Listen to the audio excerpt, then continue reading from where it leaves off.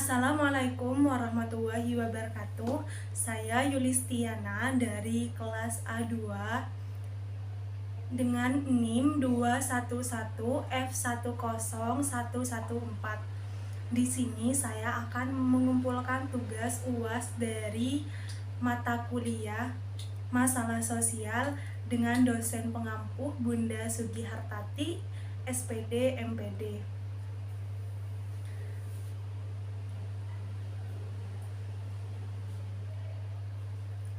Soal yang pertama,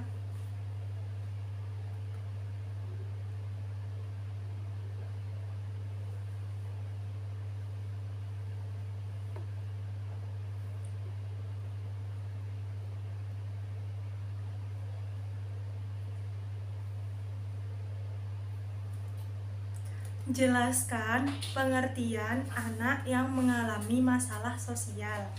Jawab, anak yang mengalami masalah sosial adalah seorang anak yang mengalami ketidaksesuaian antara unsur-unsur kebudayaan atau masyarakat yang membahayakan sekelompok sosial. Gangguan sosial emosional dapat dikonseptualisasikan sebagai suatu yang fokus di dalam diri anak. Soal yang kedua,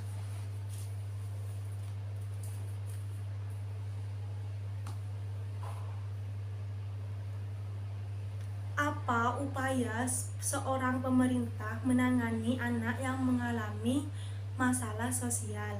Jawab, hak dasar seorang anak adalah mendapatkan kesempatan untuk hidup, mendapatkan kesempatan untuk tumbuh dan berkembang, mendapatkan kesempatan untuk berpartisipasi, dan mendapatkan perlindungan. Konsep pendidikan inklusi merupakan konsep pendidikan yang mempresentasikan keseluruhan aspek yang berkaitan dengan keterbukaan dalam menerima anak berkebutuhan khusus untuk memperoleh hak dasar mereka sebagai warga negara. Soal yang ketiga,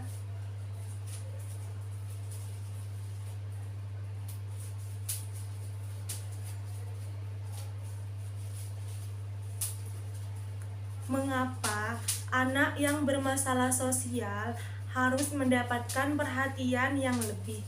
Jawab, berdasarkan hasil penelitian yang telah dilakukan, dapat disimpulkan bahwa sebagian besar, yakni 39 derajat, anak usia 4-6 tahun banyak bermasalah pada perkembangan kognitif.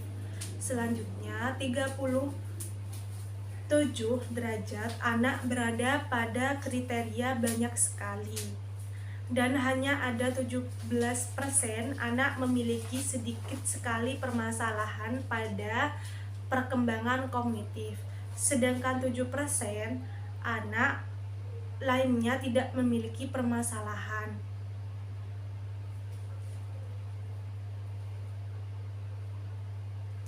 Dalam perkembangan kognitif, sehingga pada anak usia 0-6 tahun, anak dalam masa golden age, masa keemasan, harus mendapatkan perhatian yang lebih besar untuk pertumbuhan dan perkembangan kognitifnya.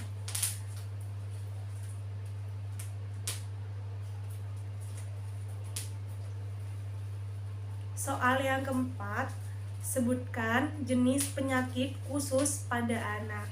Jawab, yang pertama, tuberkulosis kelenjar. Yang kedua, tuberkulosis otak dan selaput otak atau meningitis TB. Yang ketiga, tuberkulosis tulang. Kondisi tuberkulosis tulang tergantung pada bagian tulang yang terkena. Yang keempat, skrofuloderma. Yang kelima, tuberkulosis usus. Yang keenam, tuberkulosis ginjal.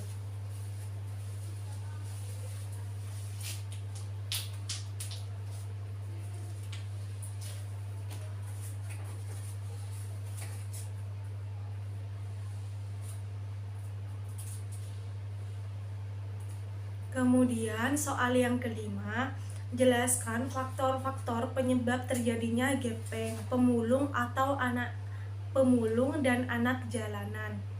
Jawab, faktor penyebab terjadinya gepeng, pemulung atau anak pemulung dan anak jalanan terbagi menjadi dua, yaitu yang A, faktor internal. Faktor internal menyebabkan terjadinya anak jalanan diantaranya adalah: satu, sifat malas dan tidak mau bekerja. Yang kedua, adanya cacat-cacat yang bersifat biologis, psikologis, cacat keturunan yang bersifat biologis, yaitu kurang berfungsinya organ tubuh untuk memproduksi atau organ genital yang menimpa seseorang. Cacat psikologis adalah kurang berfungsinya mental dan tingkah laku seseorang untuk bersosialisasi di masyarakat. Kemudian yang ketiga, tidak ada kegemaran, tidak memiliki hobi yang sehat. Seseorang anak yang tidak memiliki hobi yang sehat atau kegemaran yang positif untuk mengisi waktu luangnya, maka dengan mudah untuk melakukan tindakan negatif. Kemudian yang keempat,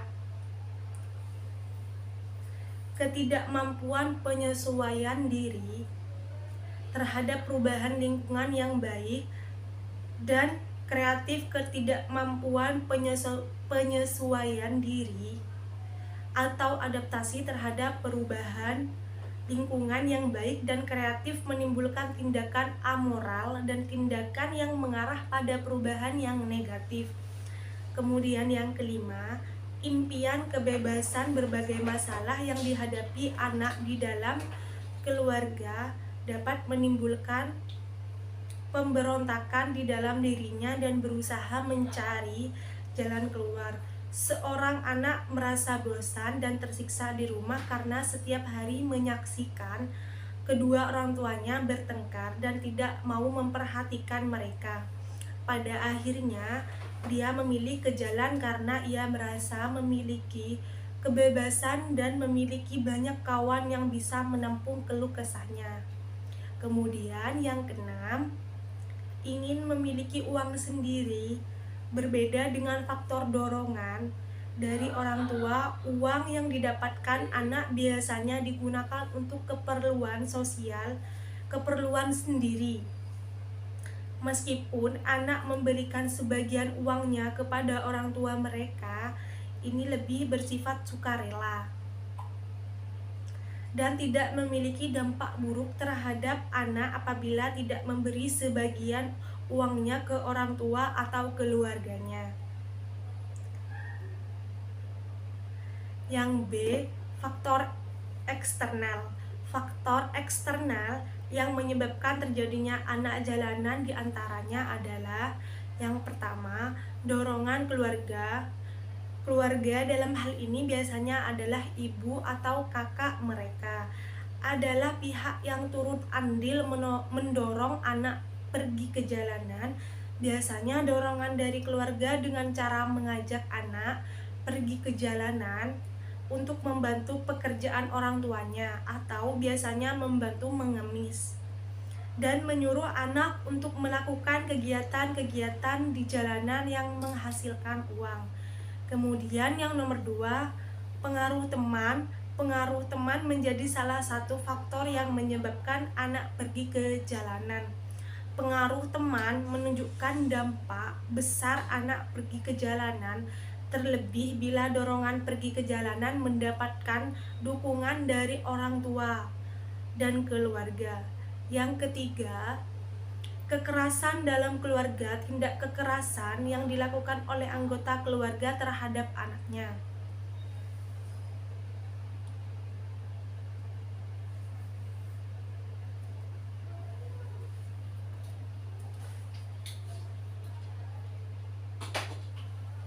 Kemudian soal yang keenam,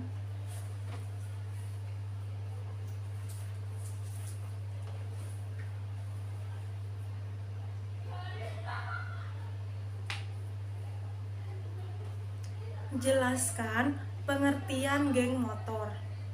Jawabannya,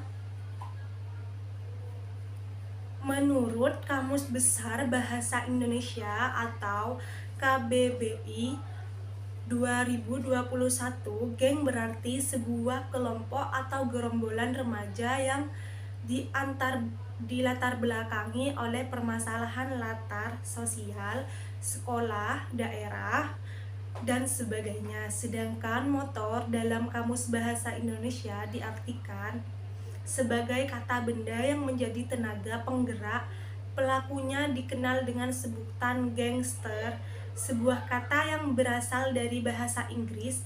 Gangster atau bandit berarti suatu anggota dalam sebuah kelompok kriminal atau gerombolan yang terorganisir dan memiliki kebiasaan, urakan, dan aturan. Dan geng motor sendiri dilandasi oleh aktivitas kesenangan di atas motor. Umumnya keberadaan mereka ada di setiap kota besar dan perilakunya telah menjadi penyakit sosial yang akut.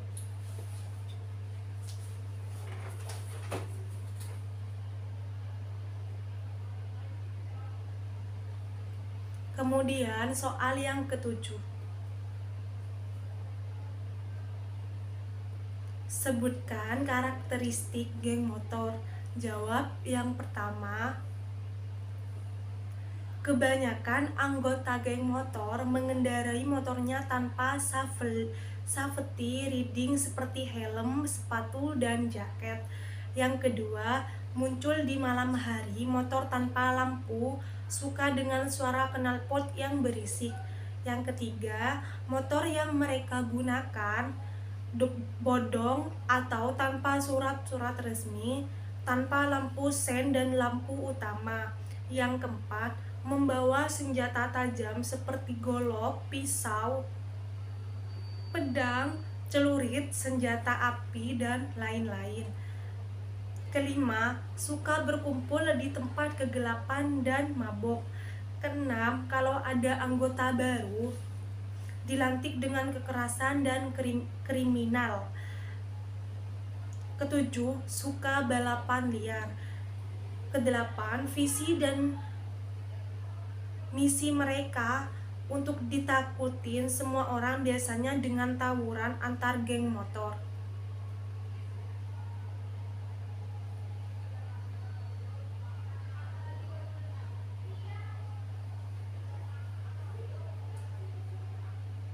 Kemudian soal yang ke-8,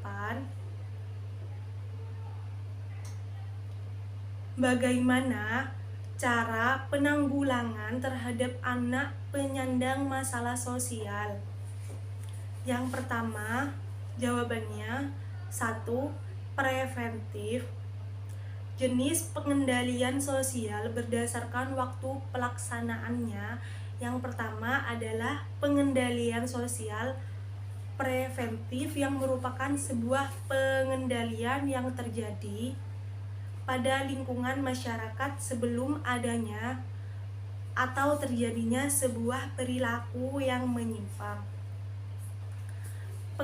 Pengendalian sosial preventif ini biasanya dilakukan oleh seseorang melalui sosialisasi mengenai norma-norma yang ada, pendidikan masyarakat sekitar, penyuluhan masyarakat, serta memberikan nasihat serta konsekuensi agar tidak terjadinya penyimpangan sosial. Kemudian yang kedua, kuratif. Jenis pengendalian sosial berdasarkan sifatnya. Yang pertama adalah pengendalian sosial kuratif, yang merupakan bentuk pengendalian sosial yang dilakukan melalui berbagai pembinaan serta penyembuhan kepada pelaku penyimpangan sosial untuk mengubah nilai dan norma yang ada pada dirinya.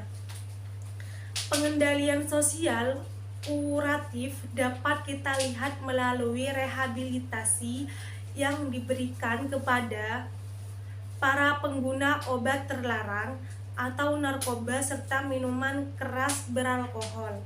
Yang ketiga,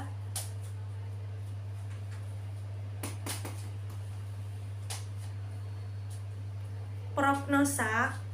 Prognosa dengan kata lain, prognosis adalah yang digunakan dalam penyampaian suatu tindakan untuk memprediksi perjalanan penyakit yang didasarkan pada informasi diagnosis yang tersedia. Istilah medis ini yang menunjukkan prediksi dokter tentang bagaimana pasien akan berkembang dan apakah ada kemungkinan pemulihan.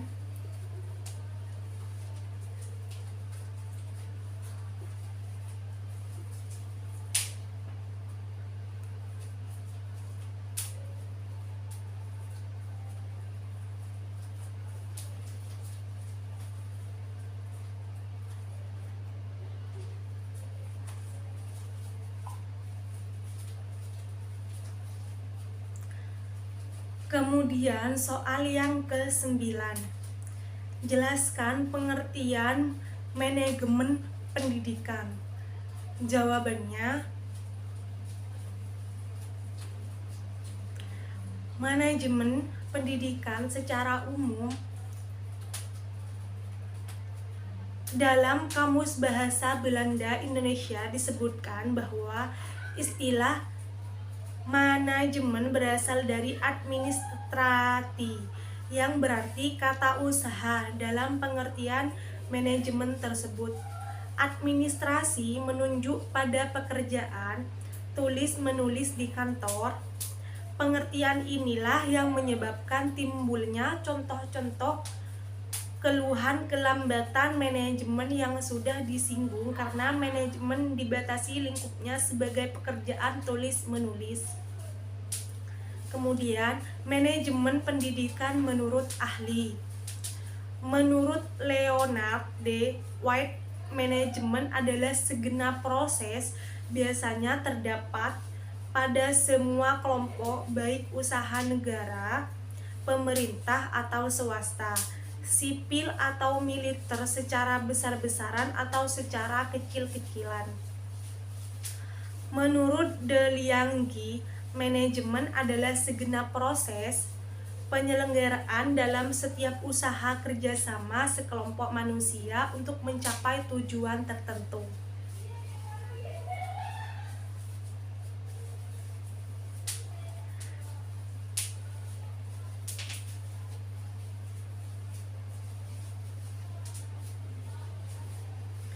Kemudian soal yang ke-10, sebutkan fungsi manajemen pendidikan.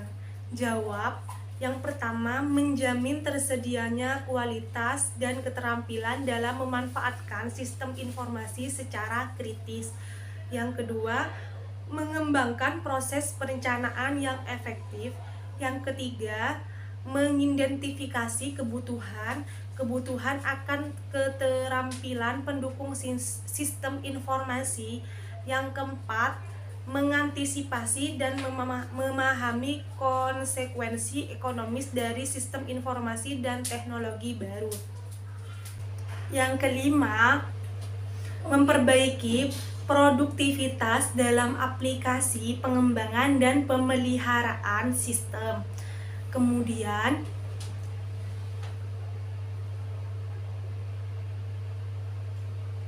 soal yang ke-11, apa itu penyandang masalah sosial?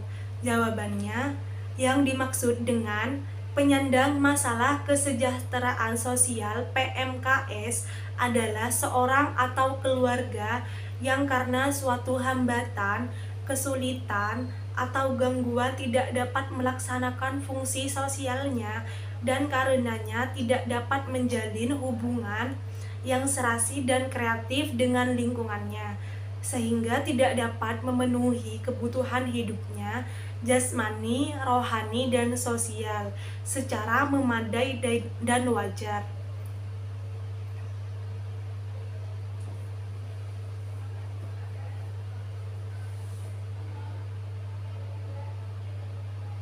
Kemudian, soal yang ke-12, jelaskan jenis-jenis layanan pendidikan.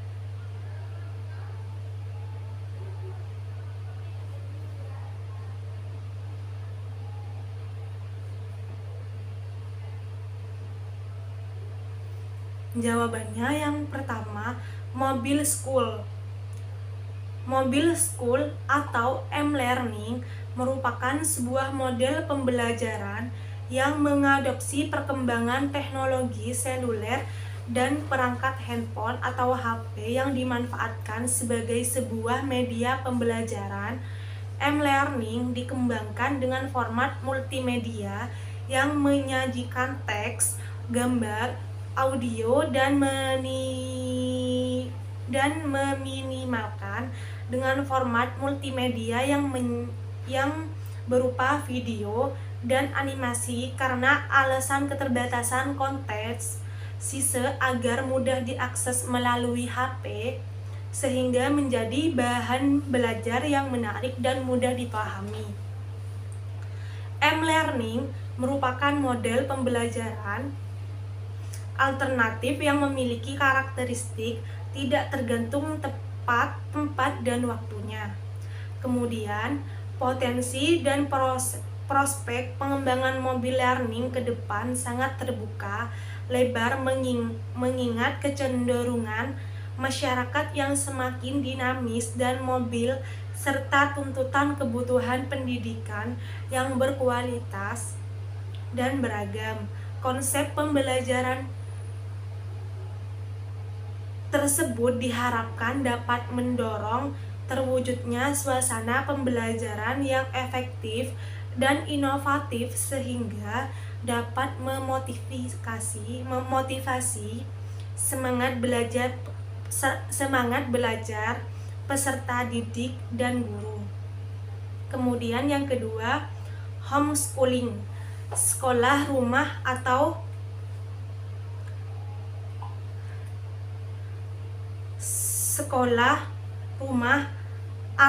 homeschooling adalah jalur pendidikan keluarga dan lingkungan atau informal.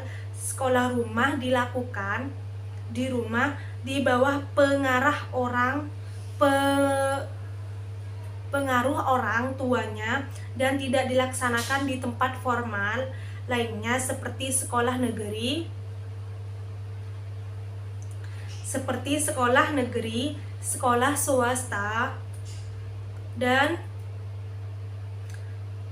di institusi pendidikan lainnya dengan model kegiatan belajar terstruktur dan kolektif. Kemudian, sekolah rumah bukanlah lembaga pendidikan, bukan juga bimbingan belajar yang dilaksanakan di sebuah lembaga, melainkan model pembelajaran di rumah dengan orang tua sebagai penanggung jawab utama. Orang tua bisa berperan sebagai guru atau juga mendatangkan guru pendamping atau tutor ke rumah. Sekolah rumah bukan berarti kegiatan selalu di rumah. Siswa dapat belajar di alam bebas baik di laboratorium, perpustakaan, museum, tempat wisata, dan lingkungan sekitarnya. Komitmen orang tua dalam menemani anak belajar adalah kunci utama. Kemudian yang ketiga, pendidikan keterampilan. Pendidikan keterampilan adalah bimbingan yang diberikan kepada anak agar memiliki kemampuan dalam hal membuat atau menciptakan sesuatu untuk melakukan kegiatan atau hal yang baik dan cermat terhadap sumber-sumber yang ada di lingkungannya menjadi barang-barang kerajinan yang bermanfaat untuk memenuhi kebutuhan.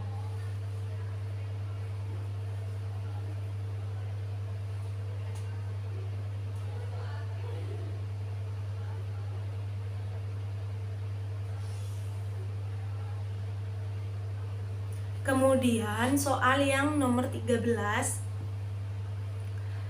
sebutkan dan jelaskan jenis masalah sosial. Jawabannya yang pertama, kemiskinan.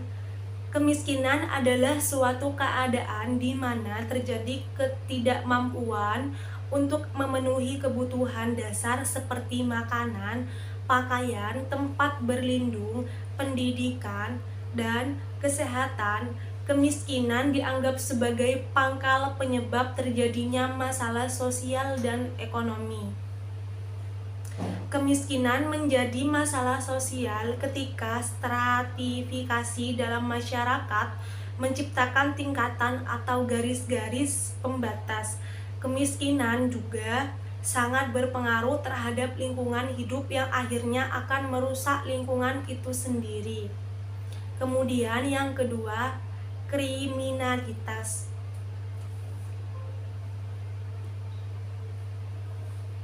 Kriminalitas atau kejahatan bisa diartikan sebagai tingkah laku yang melanggar norma-norma sosial dan undang-undang pidana, bertentangan dengan moral kemanusiaan, bersifat merugikan sehingga ditentang oleh masyarakat.